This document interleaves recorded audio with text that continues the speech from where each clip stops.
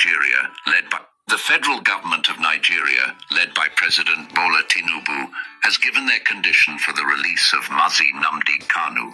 In their condition, they stated that Nnamdi Kanu must publicly on national TV denounce Biafra movement and vow never to partake in the movement again.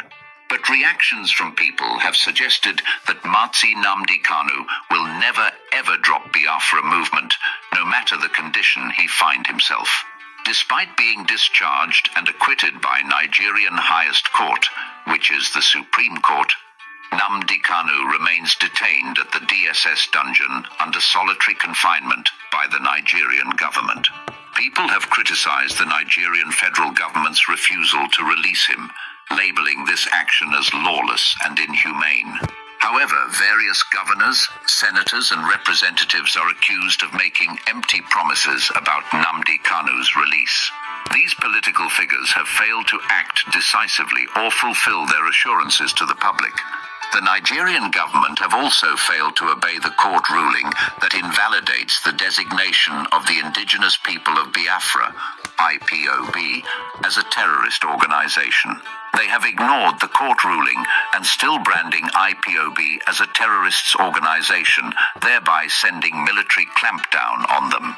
However, the IPOB's demands for self-determination stem from marginalization and are not acts of terrorism.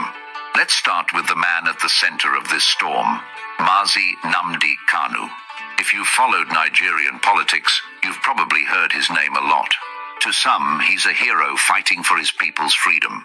To others, he's a controversial figure, stirring up tensions in an already divided country. But no matter how you view him, one thing is certain. Nnamdi Kanu is a man who refuses to back down from what he believes in.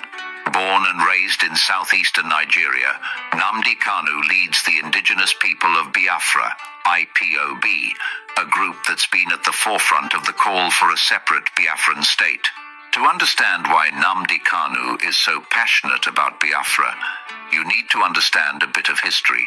Decades ago, Nigeria fought a brutal civil war over this same issue, and while the war ended, the scars never truly healed. Many in the southeast feel marginalized, ignored, and treated as second-class citizens. Nnamdi Kanu believes Biafra is the answer, a place where his people can thrive without the constraints of a system they feel doesn't work for them. Now let's fast forward to the present. Nnamdi Kanu has been in detention for over 4 years. You might think, well, maybe he committed a serious crime, but here's the twist. Nigeria's Supreme Court, the highest court in the land, discharged and acquitted him. They essentially said, this man is not guilty, let him go. But he hasn't been released. Instead, the federal government under President Bola Tinubu has given a condition for his freedom. What's the condition? Nnamdi Kanu must publicly, on national television, renounce the Biafra movement and promise never to associate with it again. Imagine being told to give up your life's mission, your beliefs, just to regain your freedom. It's a tough pill to swallow. For Nnamdi Kanu, it seems impossible. People who know him say he will never accept this condition. They believe his passion for Biafra runs too deep to be traded for anything, even his liberty. Here's where things get even more complicated. Remember that Supreme Court ruling? Well, the federal government hasn't followed it. They've kept Nnamdi Kanu in detention despite the court's clear orders.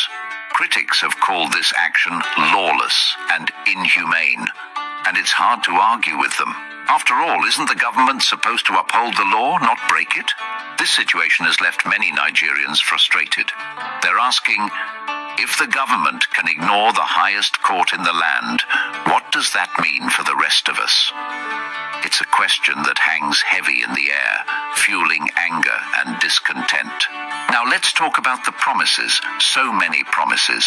Over the past year, governors, senators, and other political leaders have assured the public that Nnamdi Kanu would be released soon. They've said things like, the president has promised me, or we're working on it, just be patient. But here we are, months later, and nothing has changed. These promises have started to feel hollow, like empty words meant to pacify people without delivering real results. It's left many wondering, are these leaders genuinely trying to help, or are they just playing politics? To understand why Nnamdi Kanu's detention is such a big deal, you need to know about IPOB and the controversy surrounding it. The federal government has labeled IPOB a terrorist organization, but many disagree with this classification. Courts have ruled that IPOB is not a terrorist group, stating that their demand for self-determination is a fundamental human right. Despite these rulings, the government has continued to treat IPOB as a terrorist group.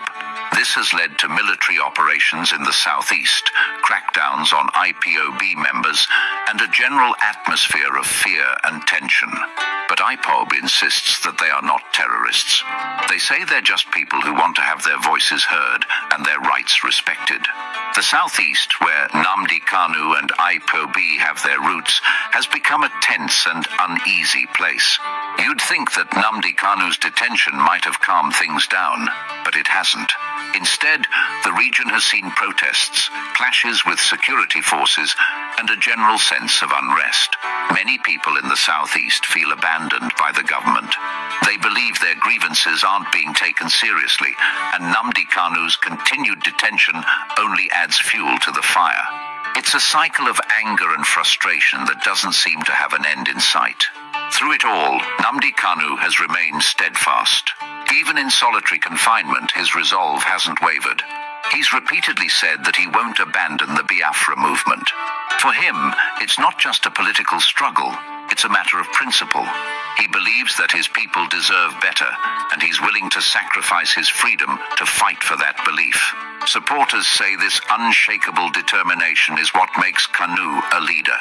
To them, he's not just a man, he's a symbol of hope and resistance. One of the most controversial aspects of this story is the role of local leaders. Some of these leaders initially supported the government's move to detain Nnamdi Kanu, labeling IPOB a terrorist group. But now they're advocating for his release. It's a sharp turnaround, and many people see it as hypocrisy. Critics argue that these leaders only started supporting Nnamdi Kanu's release because they realized how much his detention was angering their constituents. They say it's less about principle and more about political survival. At its core, this isn't just a story about Nnamdi Kanu or IPOB. It's a story about Nigeria, its politics, its justice system, and its struggles with unity. The country is deeply divided, and the issues Nnamdi Kanu raises aren't unique to the southeast. Marginalization, inequality, and a lack of trust in the government are problems that affect people across Nigeria. Nnamdi Kanu's case has become a symbol of these broader issues.